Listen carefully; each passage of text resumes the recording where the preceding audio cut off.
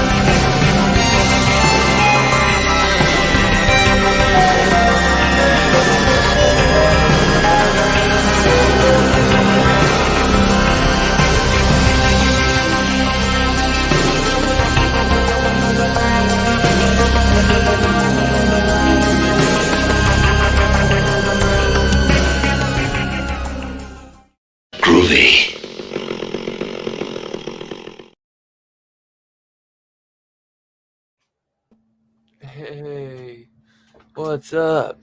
Happy almost Thanksgiving. Man, warning, before we fully get in, it's going to be a spoiler review show. I know it's very quick since this movie just came out, but I gotta say, spoiler freaking review. And if you plan on going to see this, I highly recommend seeing it. Definitely come back, check out the rewind. It'll still be here. There will not be any leftovers this year, though, man. I'm telling you, this movie, man, I feel a great way to end the year. So I highly recommend checking this out. I thought we were done with the horror movies, man, with this year, and they gave us, one more. I'm trying to think. I think this is it. There is, I think, a Blumhouse called Night Swim. I forget if that comes out right before the end of the year, though. Did you see the trailer for that? It's Blumhouse, though, so. Yeah, it's Blumhouse. I don't know. I seen a lot of people. They're like, "Oh, that looks so scary." I'm like, haunted swimming pool. We'll see. A haunted swimming pool. Oh wow. Okay. Yeah, I don't think that'll go over Cobweb or Dark Harvest. Yeah, no, definitely not. It looked like it could be a cool idea, but it's just like some girl swimming, and then she's like, Marco. Oh, I have seen that. That's the Marco Polo trailer. That trailer's so stupid, man. Yeah. They haven't shown that one around here at all. Oh, you didn't see that one?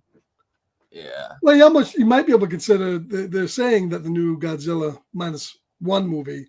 Oh yeah, is heavily leans toward horror. So that's PG-13 though, but yeah, still it looks. Well, yeah.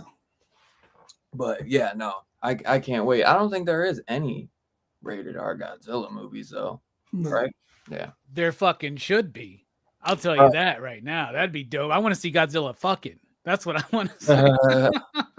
Yeah, he's supposed to be really fierce in this one, so it should be good to see. Hell yeah! Did you see the trailers for that? I'm sure you did, Robbie. No, I have not. Really? No. Well, you know what? Speaking of trailers, I'd say this movie did pretty damn well because I had no choice. Obviously, we did Grindhouse, the double feature, a while back, and if you don't own the Steelbook, which I believe me and Robbie and Scarpad do, gorgeous Steelbook. That's the only way to truly watch it the the way that it was meant to be Right. seen. Otherwise, As one movie, really. yeah, Not two but movies. other ones they sell it separately, which I always feel like they should have just sold it the way it is. It's like you don't have to watch both movies if you don't like them, which I don't know how you couldn't, because I think they're both great. I even prefer Planet Terror, because I know most people are always Quentin Tarantino, but I still think Planet Terror is. Yeah, Planet Terror is definitely the best. I like I that agree. better. Planet Terror is the best, and actually, when you buy them individually, they're a little bit extended. So Planet Terror's actually really good on its own, but Yeah. I really like the Grindhouse cut of Death Proof better because Death Proof is a little bit too long in Yeah. the solo release, I think. Oh, really? Okay. Yeah, I forgot that they are a little bit longer. I'll have to check those out just to see the difference. But yeah, so obviously for years we got these mock-up trailers, as we kind of thought over the years, but they were originally supposed to become full movies at one point. We had gotten, I don't know who did it, but it was the Machete trailer. Robert Rodriguez. That was Rodriguez. Okay, did he do the movies? Yeah, he did the The movie. first one? He did. That Yeah, got, he did. two or- Yeah, he did. didn't they Yeah, get he like did the 2 or 3? At least 2. There's two There of was them, right? 2 of them. Machete and Machete Machete Kills. Kills. Right? Yeah. The second one had. Didn't the second one have De Niro. De And Niro? Robert De Niro in it. I thought Glover was in it.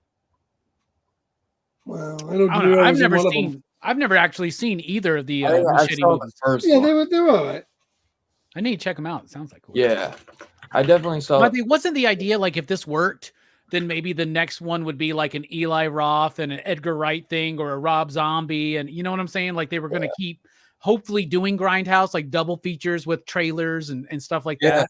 I wish. What a world that exists in the multiverse. I want to go there. You know what I'm saying? Oh my god! So Great on a streaming service, First Machete had De Niro, Steven Seagal, Lindsay Lohan, Michelle Rodriguez, Jessica Alba. Most of the Rodriguez characters, obviously De Niro and Lindsay Lohan, I don't think are normally in Rodriguez movies, or Seagal, but he always gets some of the similar people. Machete Kills. And that had Mel Gibson and Charlie Sheen as U.S. president. I mean, how can you go wrong? Lady Gaga, Amber Heard. Oh, we don't speak that name here. But yeah, so we got those movies, and that was the only one we got out of those mock-up trailers. And for years, I know at least Robbie was with me on this. We were dying for Eli Roth's Thanksgiving. So there was also Rob Zombie's, what was it? Werewolf SS or something. Werewolf Women of the SS or something. And then there was Edgar Wright's Don't, which was one of my favorite trailers in that thing, man. Yeah, that would have been a fun one to get, because Edgar Wright's kind of.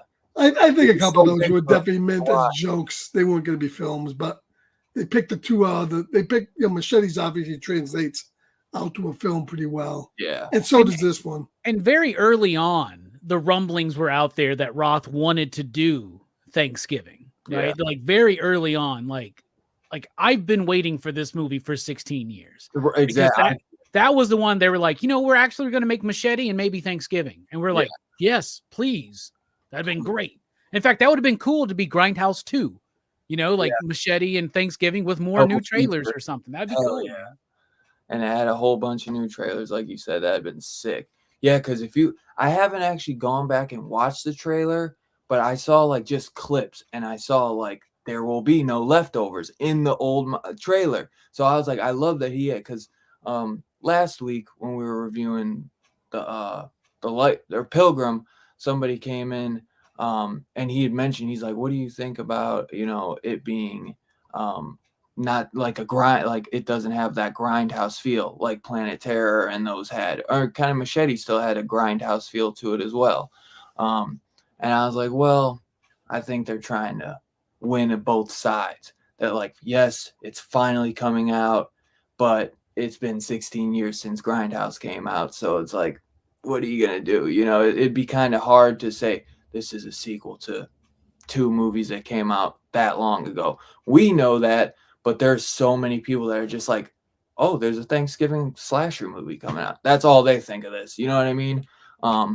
Well, I'd say a great majority of people, only people big horror fans really understand that have seen Grindhouse even, no. And but yeah, this Very movie, few people have seen Grindhouse I in was that gonna say, original version, yeah, right? Like, you know what and I'm saying? Yeah. that So too. Because like I said, that is the only way to watch it now with the trailers. Otherwise, maybe you would maybe on those solo discs. I wonder if like on the special. Well, the thing is too, when this movie first came out on home video, it was separated. It was not in that longer cut. So for years and years, it's the only way that people saw this Right. was as two separate movies. Well, that's another thing. And then they finally came out with a Blu-ray of it. What's that? Were those trailers like even on the behind the scenes or anything? I remember because Solo version? I had the DVDs when they first came out. I was working at Movie Stop, and like they each have one of the trailers as a bonus Right. feature. They just don't have as long. Yeah. They don't have the long cut inside the movie. Yeah, and they don't have all the trailers. I don't think all the trailers are represented. Because this is what I got. Yeah, I got that. I absolutely love this. That's a beautiful set, and that's the way to watch those movies. Unless you're just watching Planet Terror, then just watch that. But it's the best version of Death Proof in my opinion. Yeah, because both movies are on disc 1. I know it says 2-disc collector's edition, but both movies are on disc 1, and disc 2 is a bonus. Because it's really the movie itself is only like 3 hours and 5 minutes. Yeah, maybe back in the day that was long, but now we got movies coming out every other week that are 3 hours and 5 minutes. So what's the big deal? I love that it actually like the disc has like the double feature bank, poster on there. Yeah, just like if you'd went to an old school movie theater back in the day. But yeah, so we finally got the movie, and like I had mentioned with the trailer, they really didn't show much at all. And at first I was like, I don't know. I was so hyped for the movie, but they really didn't show much to where I was like, I kind of wasn't like, I didn't know that they didn't show much. You know what I mean? You never know. So at a point, I was like, is that all they got really? You know what I mean? So I was I was super pumped, but I still went in like, nowadays, you got to go in low expectations. And let's be honest, Eli Roth has not hit us with a bomb every single time.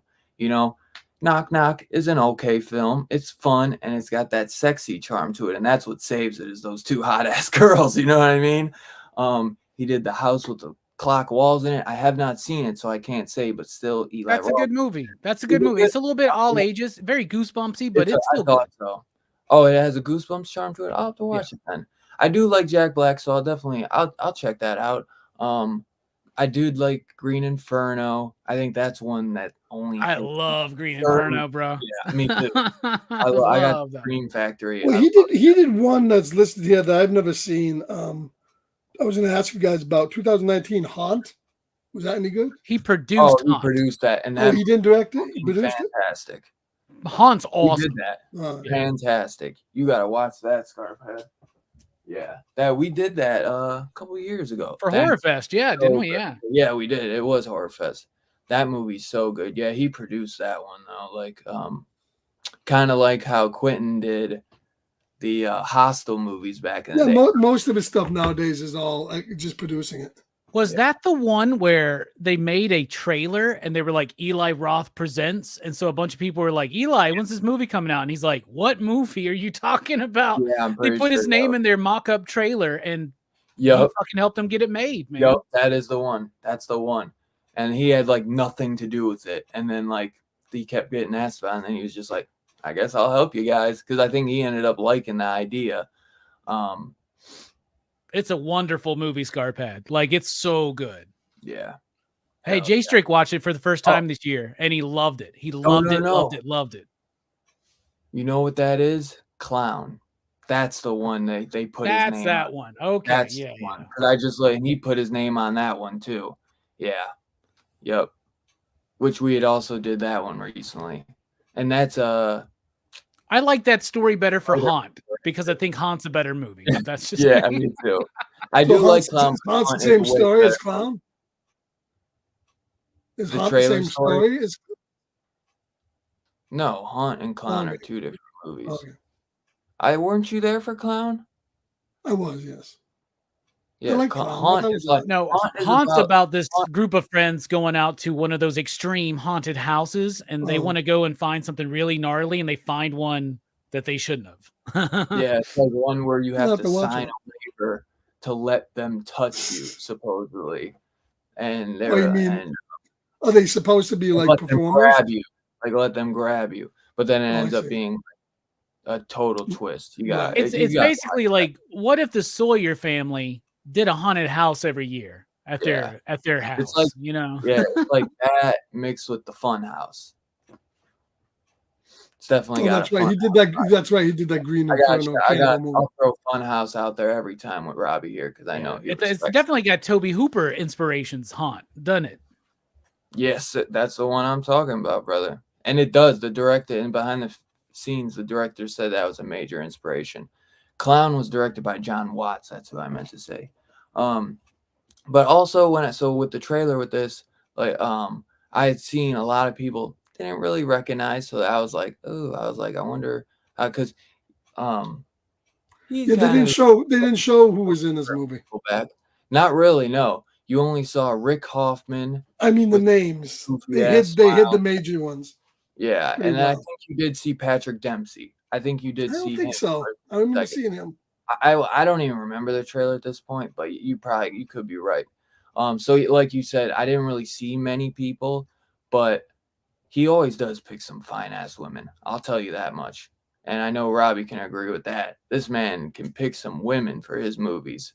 Eli Well, Roth. yeah, and but then me he have needs to similar talk him tastes. in. He needs to talk him wow. into doing the dirty deed there because we One of the get to girls see is nothing. Addison Rae, who I think she's a big she's like a huge social media girl, American media personality. Yeah, it's the not the main chick, but like her friend and the Her other best dude's friend. the other Okay. dude's girlfriend or something like that. Yeah, okay, because I'm looking at her. I think what is the main girl Jessica Nell Verlac. Yeah, and not the chick that gets corn cobbed, but Yeah, the other one. that's Jenna Warren who plays Yulia, and her dad's like a Russian. Yeah. You're going to Florida. Yeah, You're going now. Milo Manningham is Smartest guy in the movie. Mhm. You're right. I mean, you ain't. That is one of the smartest things ever. Like, just instant. Like, we're leaving. You just should have left a little faster, brother. You should have just went straight to the airport. Fuck her clothes, man. You could buy her clothes in Florida, bro. I just love how the one guy's like, "Fuck it, I'm getting out of the country. I'm going to the Dominican Republic." Yeah. I will spoilers. give Eli from somebody who lives not too far from where this movie takes place in Massachusetts. He has a fine understanding of mass holes. He found all the different variety of mass holes that you can find in the state of Massachusetts, and he identified them even where they come from, like this mass hole area, Methuen, and this one. You know, he knows where all the mass holes What does are. that mean? Massholes.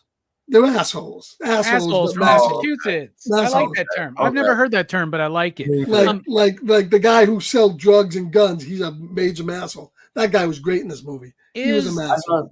Is I thought- Eli the Roth? kids- Is I don't Eli think he's- Roth from that area? I don't know. I don't I know if he wonder. is or not. Because he plays like he does that like Bostonian kind of mass accent in Mm, Inglorious oh. Bastards, right? He Yeah, does but I that. thought that was made up like that. It might be. Well, I And know then it's like- the bunch of kids that came who didn't know who Ozzy Osbourne was, you know, coming from this other town that he named. So he's well aware of the area, you know. looks like he went to NYU film school. Where did he grow up? But I'm glad to see that this panel has on it 3 people that have worked, lived, survived, scraped, and died in retail. Because only if you're in retail can you understand how epically authentic Oh, he's from Newton, the Massachusetts. first quarter of this movie is. He's from Newton, Is he? Oh, he's Massachusetts. from Newton, yeah, originally? So I guess that would make sense. Yeah, so he knows his assholes. I was gonna say because I was like, man, like Patrick Dempsey had a great like Boston accent. Well, some of the Boston accents in the movie were terrible. They're They're overly extended. People don't talk like that out here. They don't. They have the. You literally just went. People don't talk like that over here. They don't. I'm not even. I'm 3 hours from Boston. I think besides, I'm in Western Mass. I'm close to Connecticut. I think though they have a Hollywood version of Yeah. like a Boston accent. You know Some what of I them mean? were all right. Some of them were okay. But it's funny in this. His first animation project was called Chowder Heads. Yeah. Chowder Heads. Chowder Heads.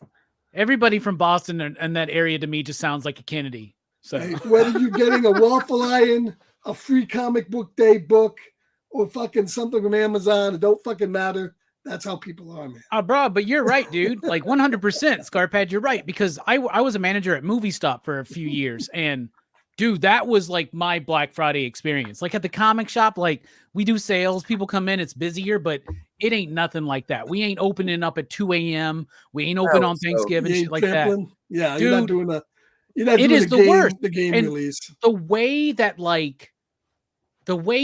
people just devolve Free on waffle Black iron. Friday, like, and it's they are not fucking lying. Like people fucking like angry, like it's 1 minute, let me in. Like, oh my god. Well, I mean, and when like they that in the really throes of anymore. the whole mob thing, some of the people are wandering around like the fucking zombies. They look like Yeah. You know, how, like, you know, people say, like, when people like get on social media, they're like, you know, you act this way because you're on social media, you feel protected. You wouldn't act like this in the real world. Well, you do on Black Friday, apparently. Yeah, like people act like fucking assholes, like social media, like they act like they do on social media in real life on Black Friday. I've seen people fight over shit. It's ridiculous, man.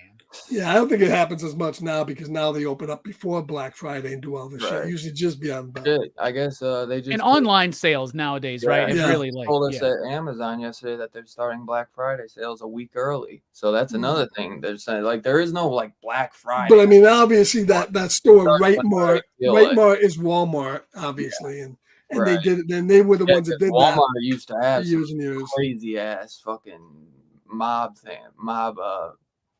outside their fucking stores. Because that was another thing in the trailer. There is nothing about a Black Friday. You know what I mean? So this opening blew me away. Honestly, Right. I thought this opening was a fantastic way to start it off, and it literally is the high point of the movie, and just set the table for the movie. That's the tone, man. Where I live by the table.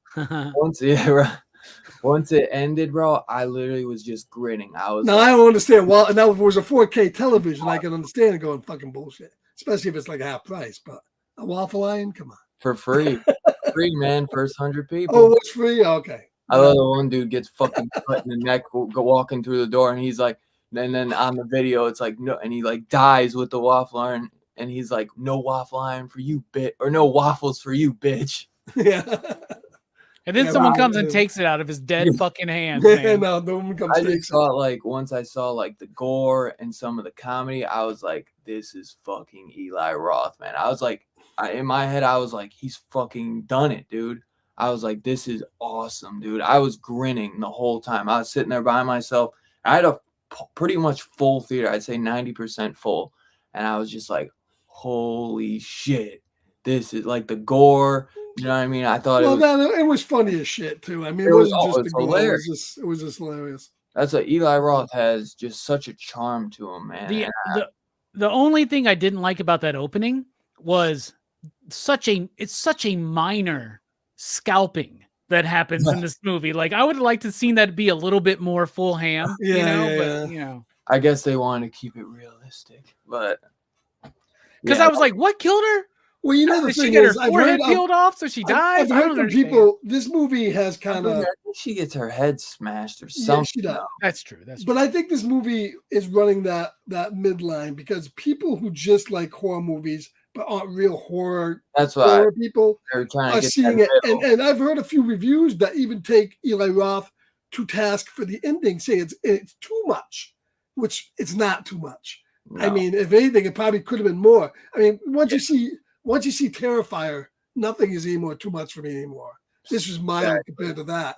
And I just think he's riding that line. So I think that's why he didn't push it a little bit more. He probably could have. He could have for sure. But I think it was fine the way it was. I mean, the oven scene, especially when the guy's eating his wife and stuff. Oh man, he could have pushed it for sure more. I mean, the dude has it in him. That's for damn sure.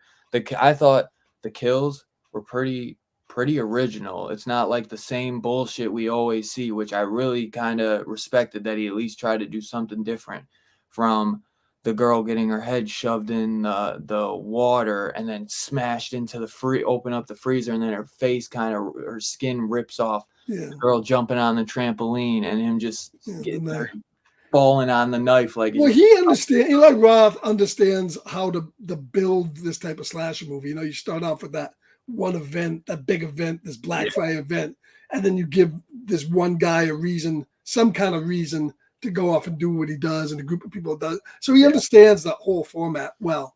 But what he doesn't do, which is great here, is the characters in this movie. They're not usually in these movies. You hate all the characters and you don't give a shit.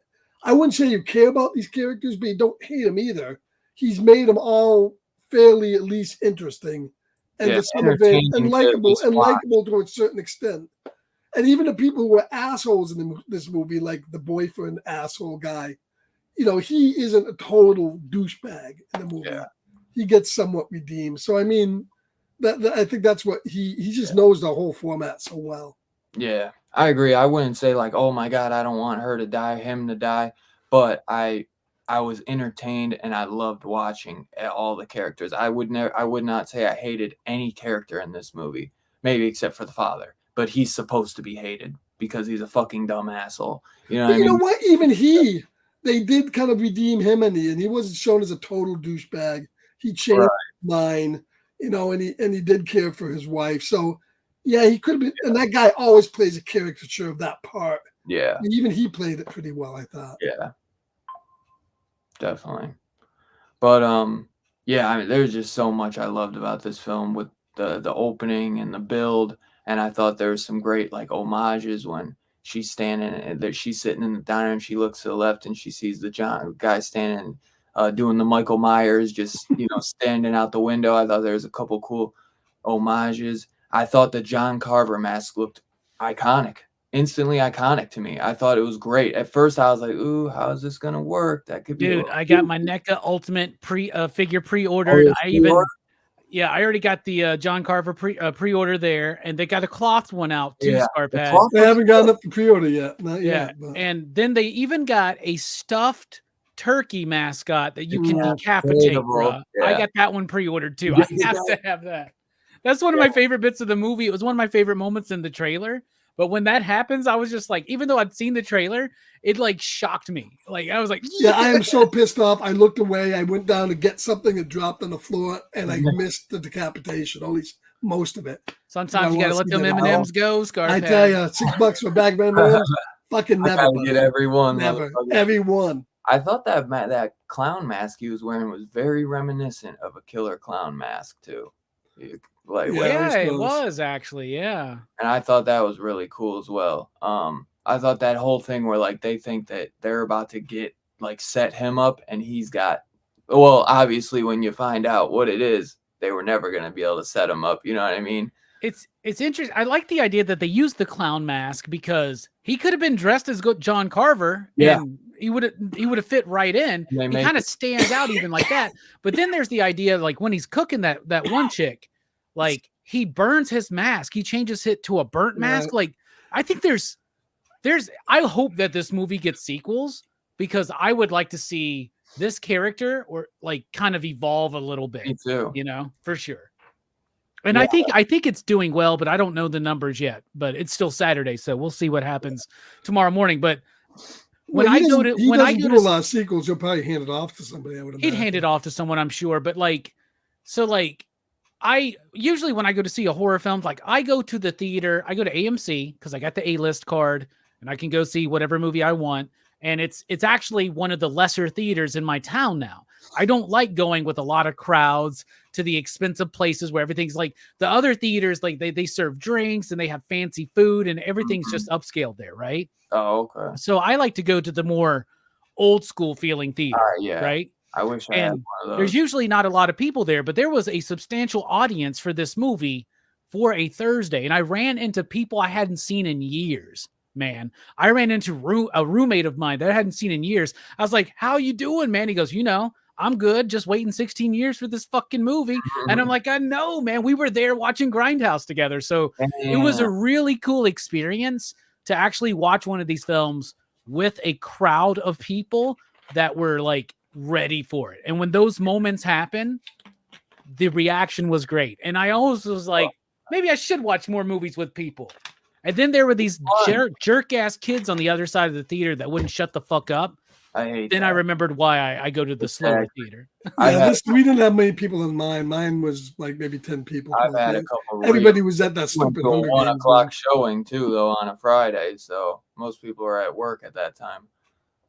I went to the very first available showing in my town. That's what mine was at 7:15. Yeah, mine was at 7. I was like, I've waited long enough for this fucking movie. I'm not waiting any longer, man. I know, but I was like, should I go Friday? Because Scarface was like, I'm going Friday. I was like, I had the most horrific thing. My whole experience was there was a woman that was about 5 times the size of me. I swear to fucking God, she was in one of these golf cart things, and she was watching the fucking Hunger Games, which is ironic enough.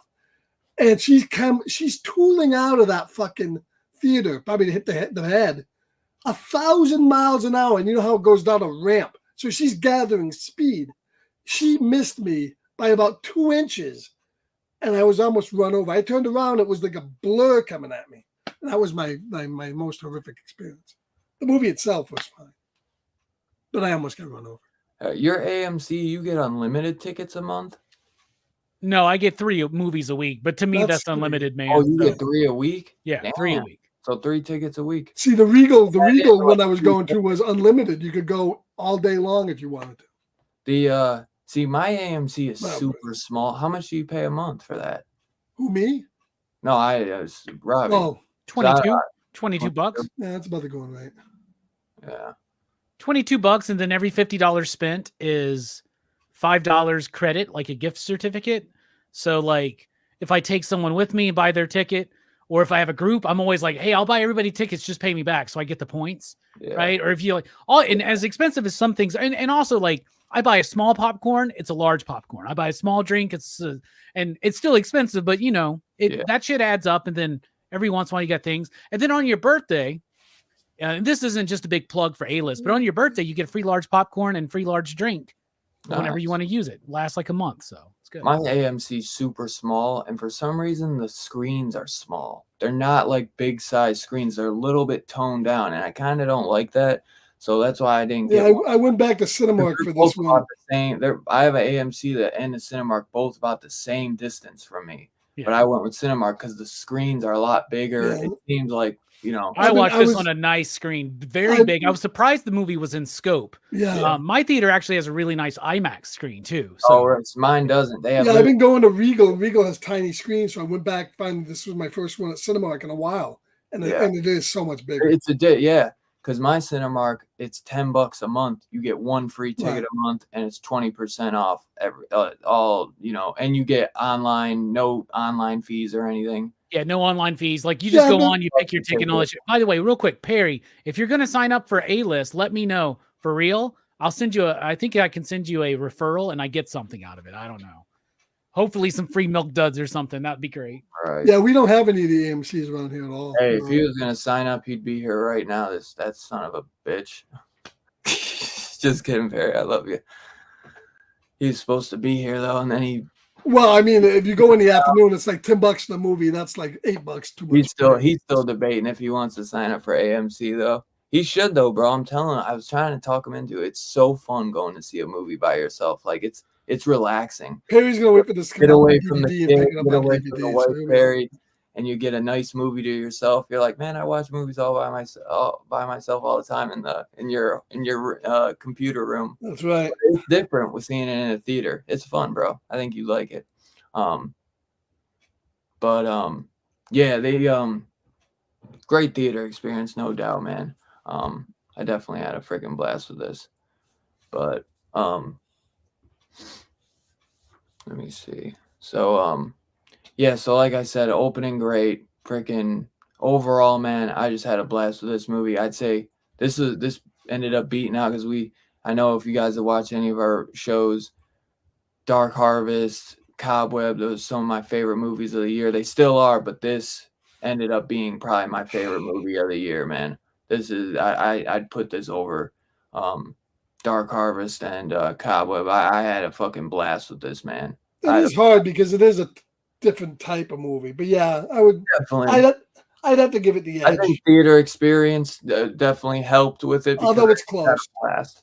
Yeah. Would you put this over those two movies?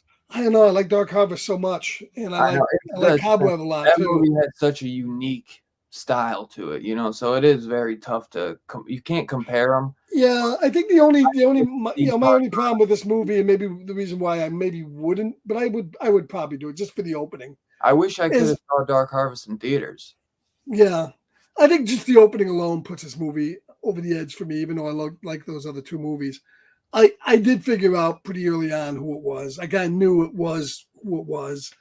All I needed though was an acceptable enough reason, and I think the movie provides that for why he does what he does. Yeah.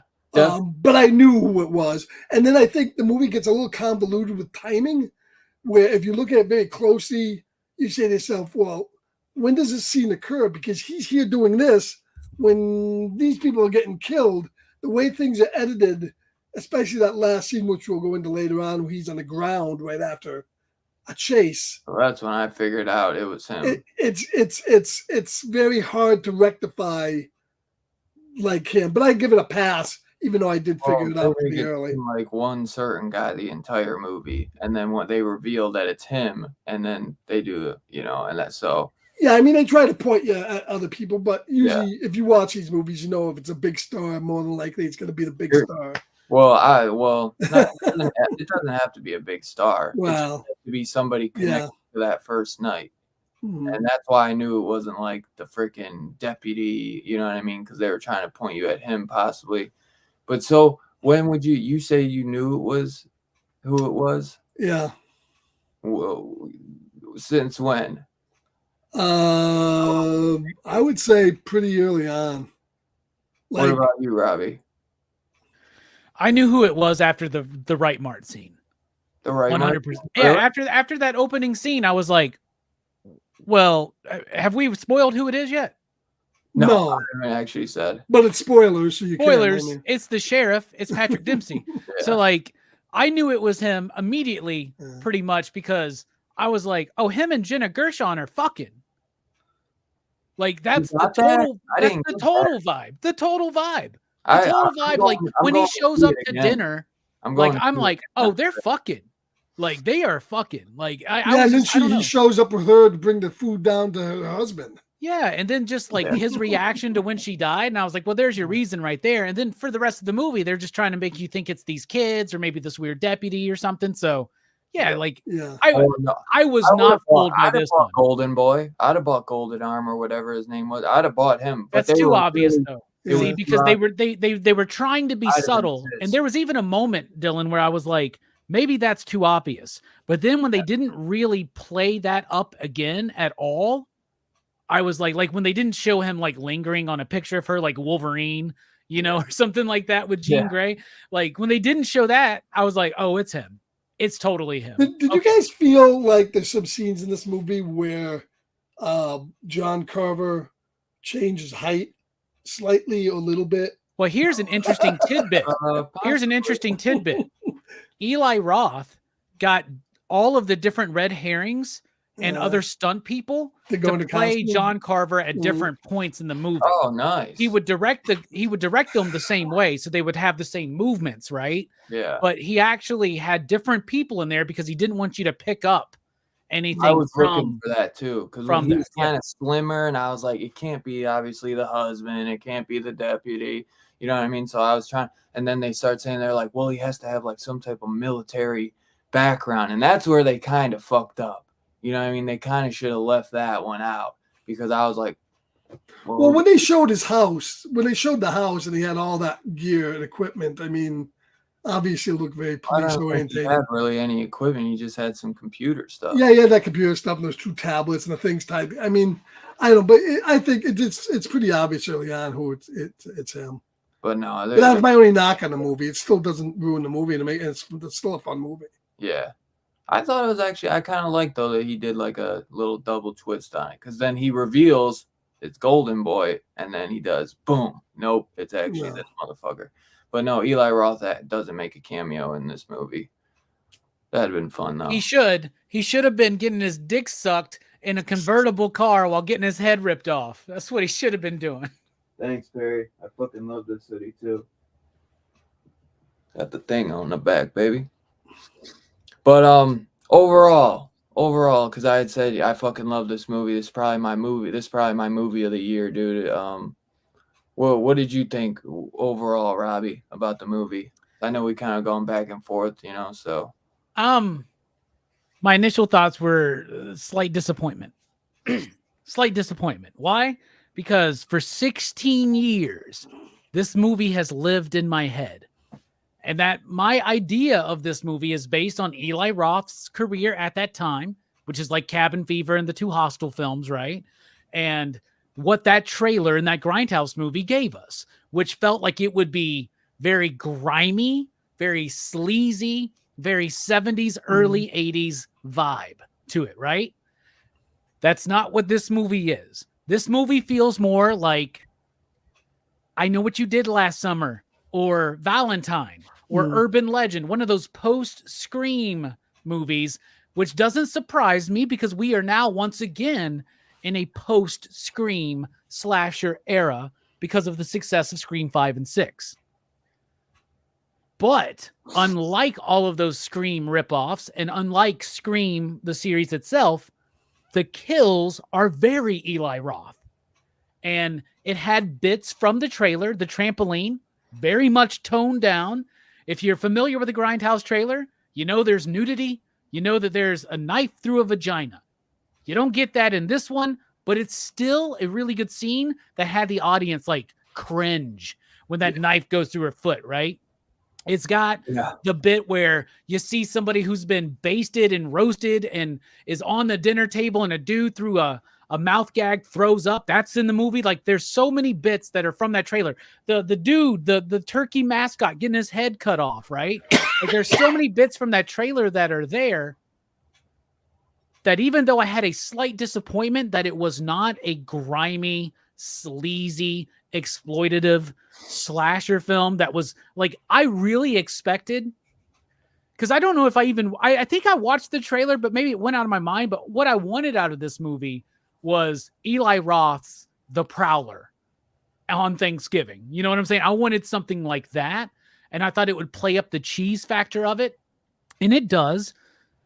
But overall, the more I think about it, the more I dwell on it, I think it's actually incredibly smart for Eli Roth and company to commercialize the movie a little bit with what's going on right now. Because if Eli Roth made the movie that I wanted, nobody would see it.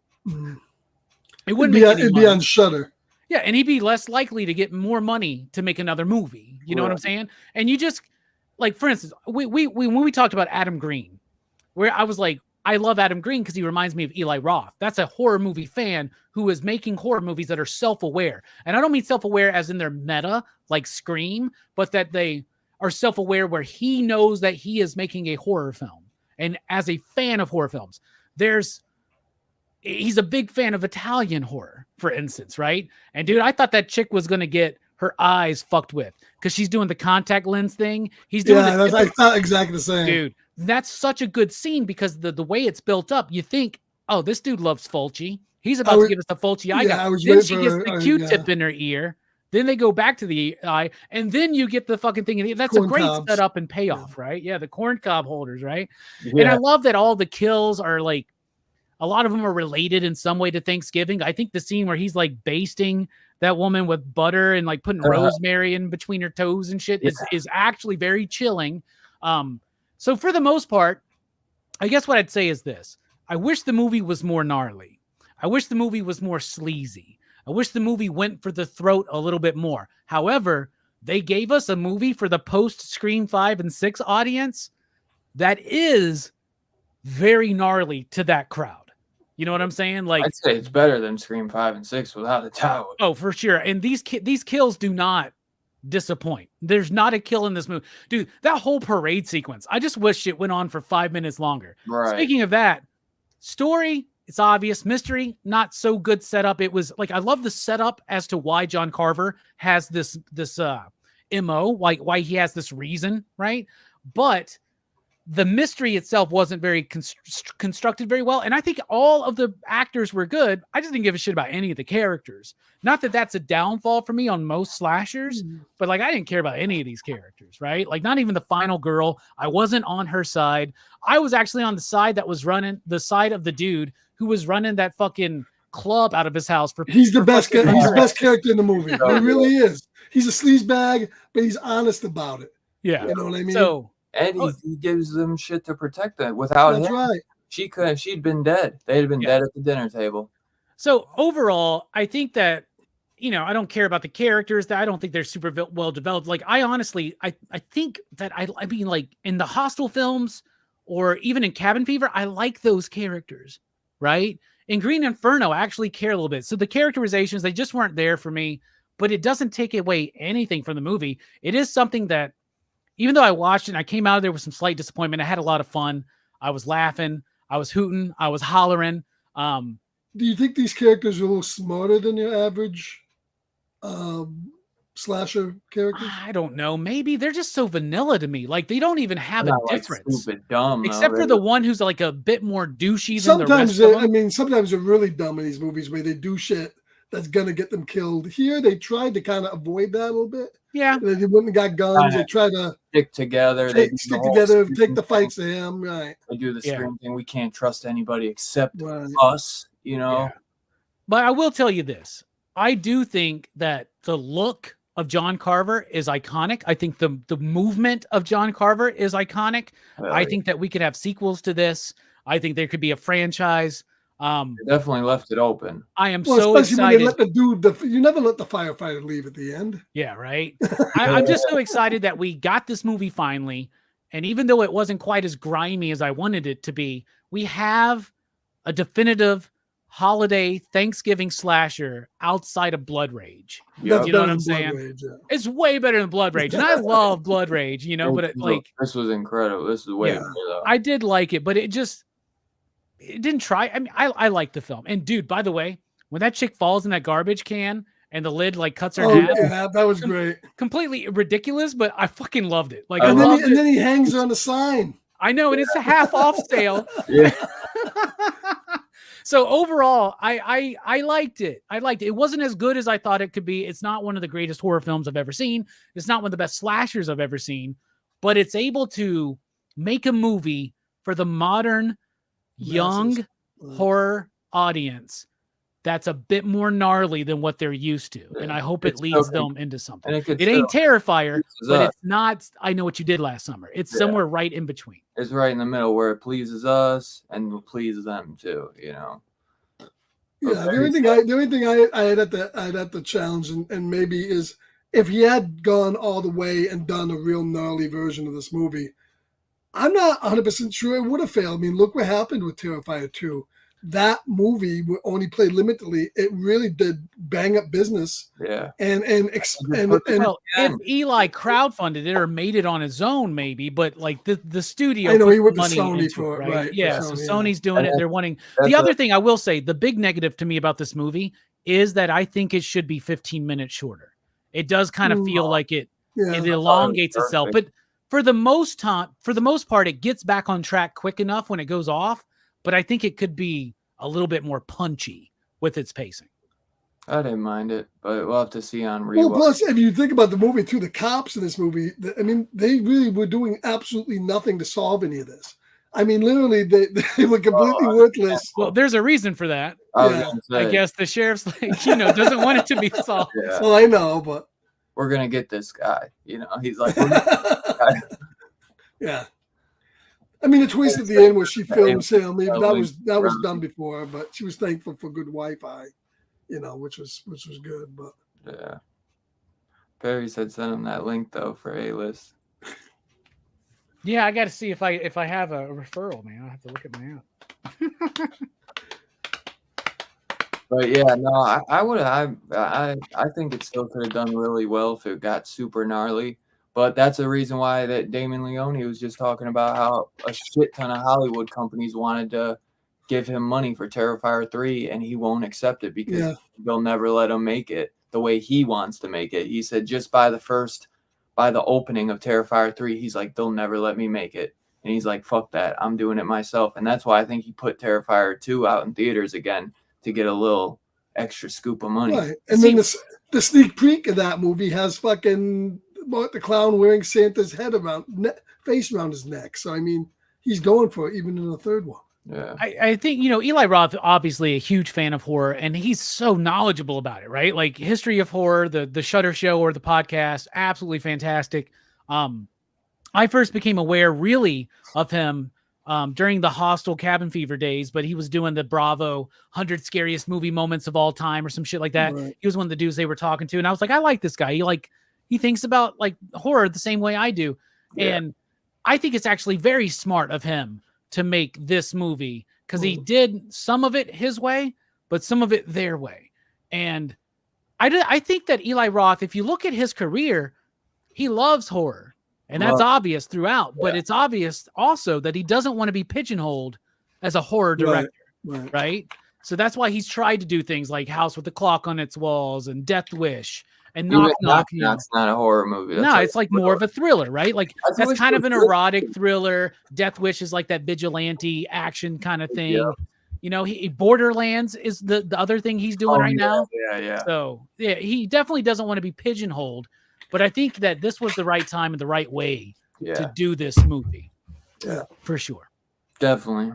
Yeah, he doesn't want to be pigeonholed, but deep down, he is a horror fan. So, he's always going to come back to it.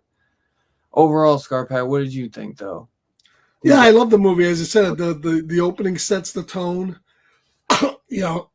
I think they could have had an opening just the whole movie, a Black Friday Massacre. That would have been fine with me, too. But I like the characters. The kills are fantastic. The cinematography is really good. They set this in this fake, Massachusetts town or whatever. Plymouth's not fake. And then they have this historical character who's the real character, and they use him as the basis of an iconic slasher. As I said, he knows how to build a horror movie and really now a horror franchise. I think this will get a sequel or I don't think you need a prequel, but definitely a sequel. And done right, it could span into 2-3 films. I could see that. Thanksgiving, The Leftovers. That's right. But no, I love the movie. I thought it was probably the best horror movie of the year. Yeah, I was gonna say I didn't really figure it out till the third act either. Honestly, I kind of because I thought the sheriff was so nice, but kind of like a little too. Oh, they got you.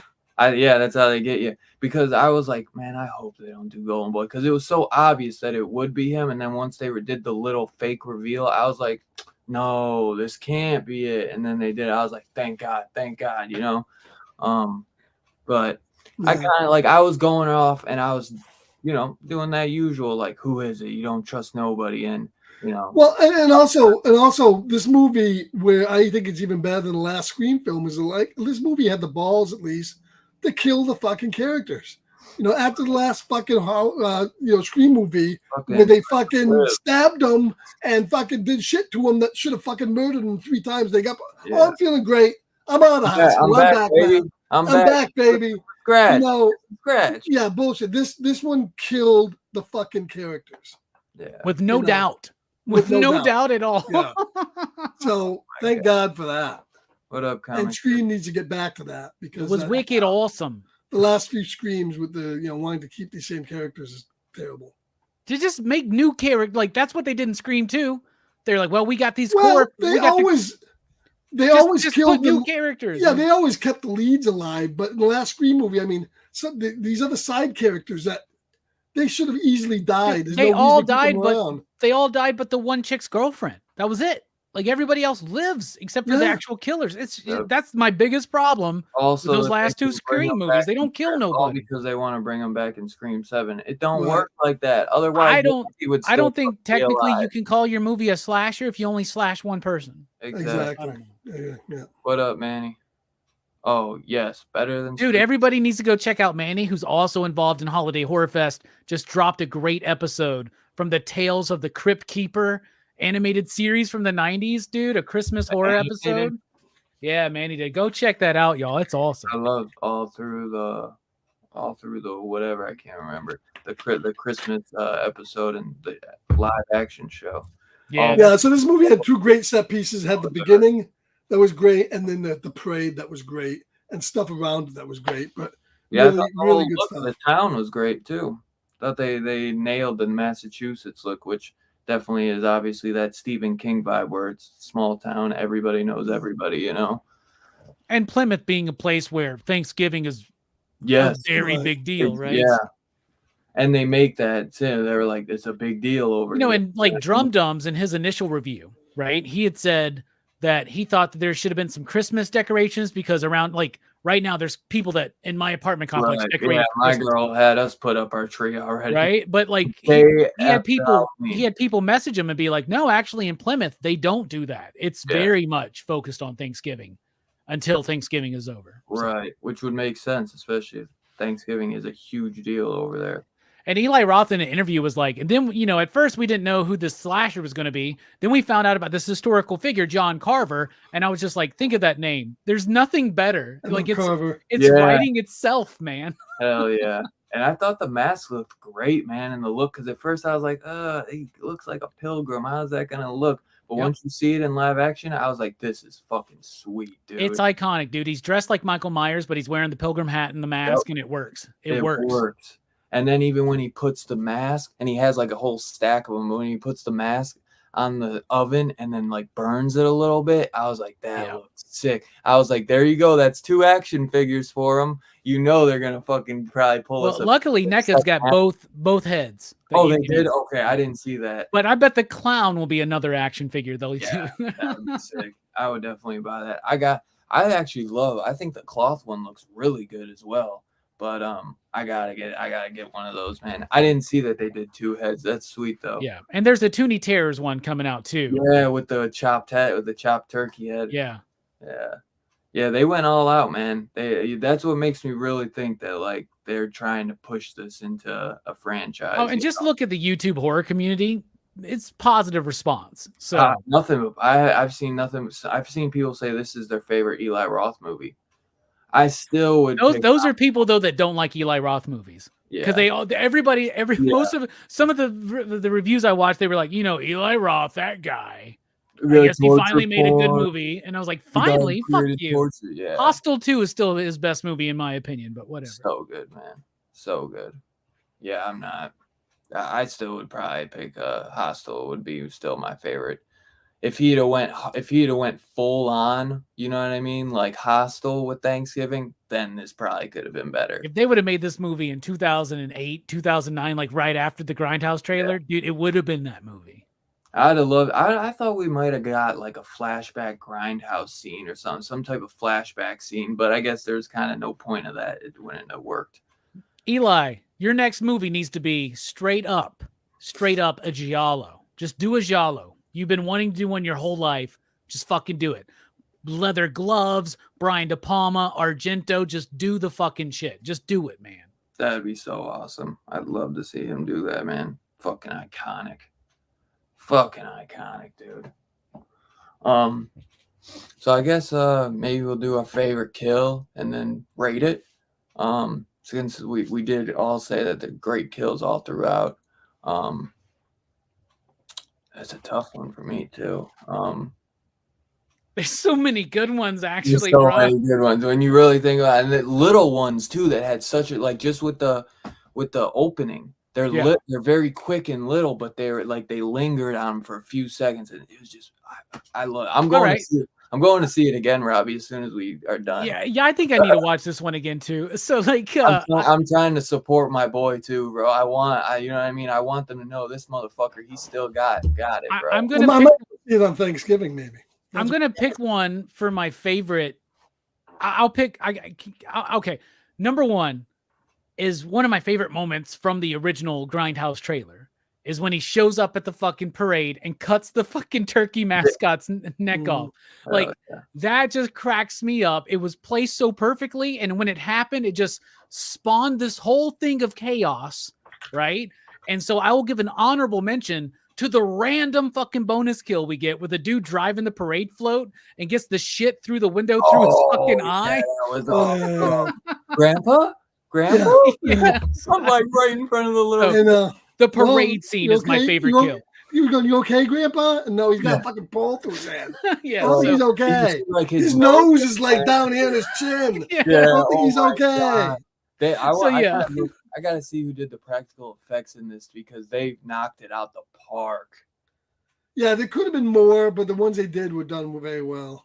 Yeah, obviously, after Terrifier 2, there can always be more. Me and Two Gun said that there can, because I was like, Robbie thought there could be more, and he was like, well, there always could be. And I was like, yeah, there always could be. I was like, but he's trying to get that middle, and I understand it because it's Sony, so they're trying to make money, and they're they didn't go Damien Leone's. They're going to get more people than just Terrifier 2 fans, but maybe Eli Roth has grown up a little bit and doesn't want to get super gnarly. Probably not. I'm sure it was just a commercial decision.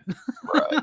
Yeah, but for a commercial slasher film, it's fucking pretty gnarly, actually. Yeah, it really is, man. Yeah, I was surprised. That's why I was like, as soon as the opening, I was like, holy shit. I was like, this isn't gonna just be, you know what I mean, like a scream, like with some like they really went for it with the kills, man. They're divisive and they're set up with a purpose, man. And they, especially from a studio like Sony. I mean, Sony's the ones that used to do that. I Knew What You Did Last Summer and Urban Legend and all that. Those Milquetoast 2000 horror movies. Yep. So this was pretty strong for fucking Sony, even.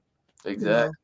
And maybe that is a Terrifier influence, where they're like, we won't go that fucking far, but maybe we can go a little bit further. A lot of big companies wanted. Damien Leone just announced that a lot of big companies wanted.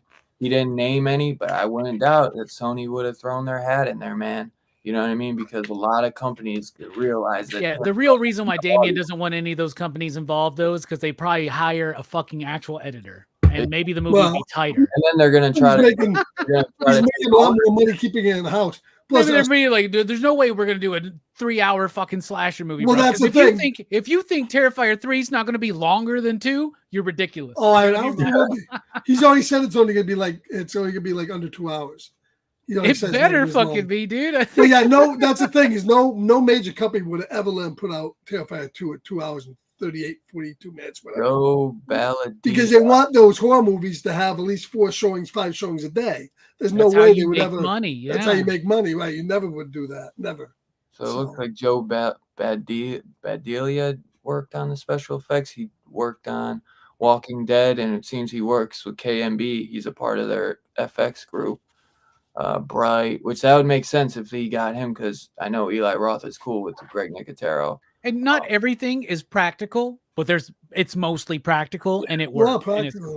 And the oven scene actually works really well because of how slow it is. Like the oven scene is the one that actually gets to me. Like that's terrifying to me. Would you does that scare you to be cooked in like a big oven? Yeah, that's actually a terrifying thing. By the way, see, I'm fortunate. They need to get a fucking big oven for me. I mean, this dude had a big oven size for me. That was a big oven. I'm very curious about where the fuck this guy. I guess he had a year to plan, but he was probably a pizza shop owner and a sheriff at the same time. Yeah, no shit. Okay. And I appreciate the fact that halfway through he stuck the fucking pop-up timer in. Dude, that's great, and that's Eli Roth right there because it goes boom. She's done. And then when he served her up, he got in that fucking turkey position, cut off the head. Dude, and when he slices into her thigh, that's like, ooh, dude, it's actually, if they 15 minutes being shaved off this movie, like no pun intended there, would actually make the kills feel more frequent to me, right? And would tighten it up. And I think Damien Leone of this movie would have been him feeding that piece of his wife to the guy, but that restraint was held back in this film. So. Yeah. So what would have been your favorite kill, Scarphead? Oh, yeah. To me, the whole opening sequence at the store when people getting their heads rolled over with carriages and descalped and all the other shit. I can't even the numerous kills in that whole sequence was great. So yeah, that whole opening sequence, I just love it, and it's all well lit, bright. It's the most real feeling scene in the movie because we've been there, right? We know what it's like. I will say this though, and I saw somebody say this. David Gordon Green. This is how you do mob mentality. Yeah, you're right. Like nobody's screaming "evil turkey dies tonight," right? But like, one thing I will say, if you wanted to put more money into this movie, you could have made it look like a Walmart. You know what I'm saying? It looked like. I saw one reviewer said it looked like a Spirit Halloween that was thrown together in like a weekend to last a month. It was very fucking tiny to be such a big fucking deal. It's obviously Walmart. They're using the same colors and font and everything, right? So. Yeah. But yeah, my favorite kill would obviously be Parade in the opening, but I'm gonna go also the girl who gets her face smashed into the water, kind of Jason X homage, but instead of it being like whatever that shit is, the cooling ice or whatever, I forget what that is. Then smashes her face into the ice box and face peels and then hits her with the car after and her fucking shit just pops right off after the dude that freezing bit, Dylan, reminded me of Frozen. Oh, the Adam Green one, right? Yeah. That's like one of the most fucking gnarly scenes in that movie. It gets me every time, dude. I can't handle it. But it's true. We're not talking about the Disney movie, everybody, just so you know. Yeah, Adam Green. As Dylan pointed out, though, I mean, the nicest, the most likable, I think the character you like the most, I don't know how to feel about this, is really the sheriff and the killer because he is a fucking nice guy.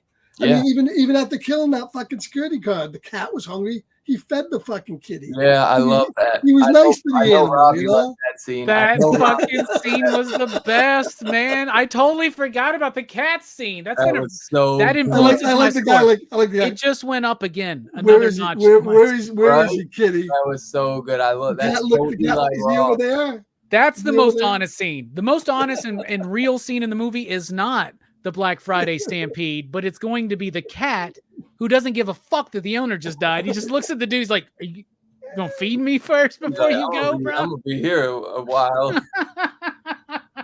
and meanwhile, the guy's fucking blood's pumping out of his head. Oh my god, yeah, I love that fucking bit. I totally forgot about the cat bit. Oh my god. Talking to the cat, he's like, "Where is he, buddy? Where is he?" Like, over and he's fucking. And the cat's not even looking. Cat don't give a fuck. Not even looking. You're leaving me. You're leaving me to go to fucking wherever. Oh my god! That's great, dude. That was incredible. I laughed so hard at that, man. Real quick, y'all are disappointed though that we didn't get the trampoline scene that we got in that original trailer, in the Grindhouse trailer, right? I wish we saw tits first off, and then I wish that they went a little bit harder with that because I felt they kind of cheapened out a little bit on that. I did think it was very cool and inventive, but I thought it could have been gorier. Yeah, I didn't have any expectations. And I was like, Eli Roth, bro, you just showed this girl's awesome ass, and then you're gonna miss out on letting your fucking tits. Come on, bro. Well, nowadays that's one of those concessions. They're like, okay, you can have one more head. They'd rather have a million people get killed, but don't show no fucking tits or twat. Exactly. So, we got a little bit of butt though, so that was nice. Yeah. But in the original Grindhouse trailer, that knife goes straight through, her vagina. Right. That doesn't actually. Some might feel actually, if you think about it, the knife in the foot. That's a more scarier thing because that fucking could happen and that would fucking hurt, man. Exactly. It's one of those things where like nobody knows. You could step on a knife like that. Stick it on the floor. We've all stepped on something, right? we know what that felt like. The whole audience cringed at that moment. So that was that was really good.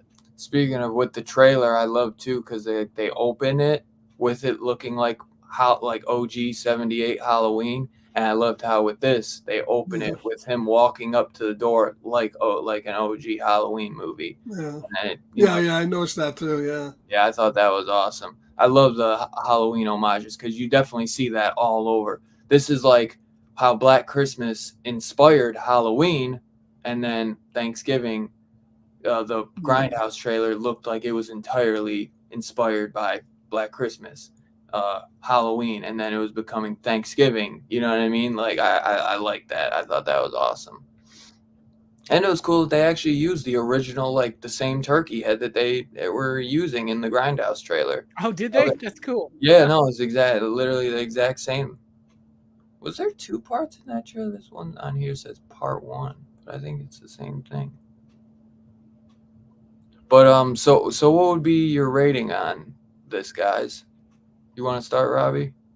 And anybody in the chat, if you guys were able to catch this weekend, let me know what your rating is down below. Since he walked away, Scarphead, you want to kick us off? Yeah, I'm gonna give it a 4.75. I love the movie. I thought it was great. I would have been a 5 for me if it was a little harder. We got a little bit more gore, maybe some nudity in there, but I think everything he did was fantastic. And even despite the fact I kind of knew who it was, that didn't affect the way I liked the movie. I was just entertained. It was funny. It was, I don't know if it was scary, but it was fun. So 4.75 for me. I really like it. Good. It's horror has its own movie now. Yeah. I was like, now we got Halloween, we got a Thanksgiving, we got Black Christmas. And yeah, tons of Christmas on it, but yeah, Halloween you didn't have enough. We got the Holy Trinity now. Thanksgiving, Halloween, Thanksgiving, Christmas. Which also I add Krampus is one of my favorites too, but that's done by the Trick or Treat guy. I would say this is probably 4.7 as well, but because my theater experience was so fun, I'm giving it a fucking 5, bro. I had a blast with this. I had a blast. Favorite horror movie of the year. Honestly, probably my favorite movie of the year. I had a fucking blast with this. I will always think, what if we had gotten this a couple years after the Grindhouse double feature and we got this in the Grindhouse trailer vibe? That would have been. I just literally watched the trailer, man, and the look of that, man, looks awesome, dude. But yeah, it's about a 4.75 realistically for me, but I gotta add my experience in with it, man. So I'll bump it up to a 5. I had a blast with this, man. I think this is a perfect medium, that middle ground. But I think he really was like, I'm not gonna just surrender to Sony and just make this for the fucking the newbies, man. I'm gonna make this because I know there are people out there that have been waiting 16 years for this shit, man. And I think he still delivered in that point. Obviously, there can always be more kills. It'd be cool, like Two Gun said, if we got like a Roth cut that was a little bit extra, a little bit more kill, maybe a couple more kills added on. But I'm not counting on it. But yeah, I had a blast with this, man. Had a blast. This was such an awesome theater experience. Fucking awesome. What about you, Robbie? When I first came out of the theater, like I said, I was slightly disappointed that it wasn't quite as gnarly as I wanted it to be. Because like the parts that I love, but the parts that are like not what I love, yeah, they're just kind of okay, right? And they don't feel super Rothian to me. Of course, he had a co-writer for this, right? Yeah. Somebody who actually wrote the screenplay. However, when I first got out of the theater, I thought 3.5. And then I started thinking, well, I've thought about it for a couple of days. I was like, on VHS, I'm going to give it a 3.69. But then when you reminded me about the cat bit, I'm going to give it a 4. So I'll give it a very solid 4. Has room for improvement, has room to grow. More and more I watch it. They've already announced the Blu-ray. Nothing on there saying that there's going to be an uncut version of it. Yeah. But who knows what man. Yeah, so I'll give it a 4. I think it didn't live up to my hype, but actually in today's age, it's exactly the Thanksgiving movie that he should make now. It's not the one he should have made back then. That's the movie I ultimately wanted. Right. But he made the movie that he should have made today. And at least we finally fucking got it, man. At least, especially like so long after that, usually it just never happens. We got a Thanksgiving horror film better than Blood Rage, y'all. Come on. Exactly. And I was just saying, I was like, we got Black Christmas, we got Halloween, and now we got Thanksgiving, baby. Jeff Rendell helped him write the script, and he's the original writer for the short. So I think that's awesome that he brought the the guy, part of the people that were helping him with that short. And I think that's why it kind of still has that feel of what the short was and what it was gonna be. And, but he has to adapt to today, so yeah, man, I had a fucking blast with it, man. And it says 4.25 slips with room to grow. Hell yeah, brother. Hell yeah. I love Eli's work, his whole career. I'm not stopping now. I'll never stop. That's for damn sure. Yeah, the cat bit was great. I haven't seen it yet, but pretty sure I'm going to love it. Yeah, man. Yeah, man. Let me know whenever you get a chance to see it. If you see it by next week, man, let us know what you think in the chat. But yeah, I had a blast, man. I'm about to get ready and go freaking see it now, actually. But before we wrap up, we got a 5 from me, 4.75 from Scarphead, and a 4.25 from you, or 4. So I'd say we got probably an average score of 4.69. I think I made 4.469. I don't know how much that is, but next week we'll be back, and we'll be we've already celebrated Thanksgiving, but there will be Black Friday to celebrate. So we'll be reviewing Black Friday, baby. Not on Friday, because I'll still let you guys shop. But we'll be back Saturday to review Black Friday. And I've never seen this movie before, so no, neither have I. Time. Ash from Evil Dead is in it. I'm sure he's in it for 10 minutes, but yeah, probably about 5. Yeah, it should be fun. I think, if I'm not mistaken, that was a Sci-Fi Channel movie, but do that what you may. I don't think so. I think it may have been. I think it was a Shudder movie. I'm not sure though. But yeah, good. Hell yeah. But yeah, I appreciate everyone who came out and hung out with us tonight, man. I hope you guys have yourselves a great Thanksgiving. Robbie, you got anything coming up you want to shout out before we get out of here? Robbie live tomorrow night, 7 p.m. Central Time, and Van Damme November continues Monday night with Kickboxer on PCP Movie Night. Hell yeah. Hell yeah. Love Kickboxer, man. And me and Scarpatch should have a Bond movie, a double seven. We got Spy Love Me coming out this week. Yeah. Yep. So definitely be on the lookout for that. Scarpad, you got anything coming out? Be sure to sub up, download Kick, guys. Me and Scarpad have been doing watch-alongs on Kick. Scarpad's been doing one like every single night, and it's been a blast. Motherfucker, shut up. You've been doing it every goddamn night. No, I didn't do it. Last night I did it, but didn't do it the night before. So we'll be every night. We'll be some night. Finally took a break. Taking a break. He was on a roll, man. He was like 2 weeks in a row. I was like, God damn, he's killing it. Well, I would like to thank everybody. Hit 100,000 views on my YouTube channel. Never thought that would happen. So thank you, everybody that's watching. He's at like 1,500 subs, man. He's killing it. Actually, 1,850 as of right now. God damn, this motherfucker done passed me up like a motherfucker. I gotta start making shorts. Well, at least wearing them. Congratulations, Scarpad. That's awesome. Hell yeah. Killing it, bro. Killing it. Proud of you, bro. And when you go to the movie tonight, watch out for that chick in the fucking wagon, man. She'll run you over. Yeah, right. I'll be on the lookout. Just stay away from dumpsters, too. Right. Yeah, right. I ain't trying to get fucked up. I ain't trying to be half off, man.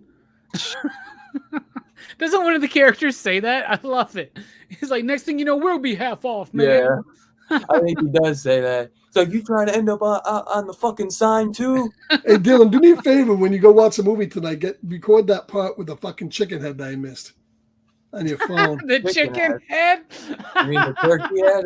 The turkey head decapitation. Record. I don't know what Thanksgiving's like in Massachusetts, but in America, we like turkey. Get your phone up there and record just that one part for me and send it to me. This motherfucker gets kicked out and banned from the theater. Never allowed. Oh, come on, this dude's in there recording the whole fucking movie. I only want like 1 minute of the fucking movie. I'm like, one minute I missed. The whole movie. You guys want that fucking chick, the turkey head. Movie. I swear, I think they freaking had that whole parade scene leaked online. Could be the first part of that movie. I mean, the only part of that fucking movie I missed, that one scene. So, fuck those M&Ms. Hey, I thought you might go see it again though. Yeah, I might go see it on Thursday maybe. That's your merch, man. Fuck those M&Ms. You need that's your next shirt, bro. Come on. But the fucking M&Ms cost $6 for the fucking bag, man. I wasn't letting one fucking go down the seat. No shit. This is like that's $1 an M&M, motherfucker. That's right. You ain't lying. Small popcorn, small soda, and M&M is fucking $20. What the fuck? Right. Something's wrong, man. Oh my god. But yeah, so we'll be back next Saturday, like I said, to review Black Friday. Should be. Although, did anybody think that the fucking theaters missed the boat and they should have had some kind of like turkey leg promotion to go with this, so you could walk in the fucking movie with a turkey leg? They should have given you the John Carver mask, bruh. Yeah, they should. Yeah, there you go. Mine gave out. Been that much. Mine gave out a poster. Did yours? Nope, mine did not give out nothing. Really? But you they didn't give it to me. You went to Cinemark too. Yeah, no, nothing. Mine never does. My guy was handing them out. Somebody's bagging them there. One out, and I asked him for an extra, so I get one for my brother. It wasn't a full size one though, was it? A little small one? No, a little one. Yeah. Got back from the movie. I enjoyed it. Wish Eli Roth had more movies coming out consistently. I love the gore and the look of John Carver character. I found the teens annoying. A B plus for me. Nice. Yeah, we didn't mind the teenage characters really. We just thought we didn't think they were assholes or annoying. We just thought, you didn't like love them, but you didn't hate them. But yeah, I think I liked them less than y'all. Maybe I'm going back to see it right now, actually. So I'm gonna. I can't wait to see it again, man. And we'll see, man. I'm definitely picking this one up. I hope it gets a 4K, but if not, I'll have to stick with the Blu-ray. But just wait. Don't give in. Well, we'll see. You never know. I didn't give in to Renfield, and they're finally putting a 4K out that in January. Yeah, but that's overseas. That doesn't even count. No, I think it's coming out here in the 4K. Oh, well, January. Maybe. I didn't see. I thought it was overseas, but they probably did do a U.S. one too. But I appreciate everyone who came out. I hope you guys have a great Thanksgiving, great Black Friday. Get yourself some good deals. And as always, we will catch you guys next week. Peace out, y'all. Thank you.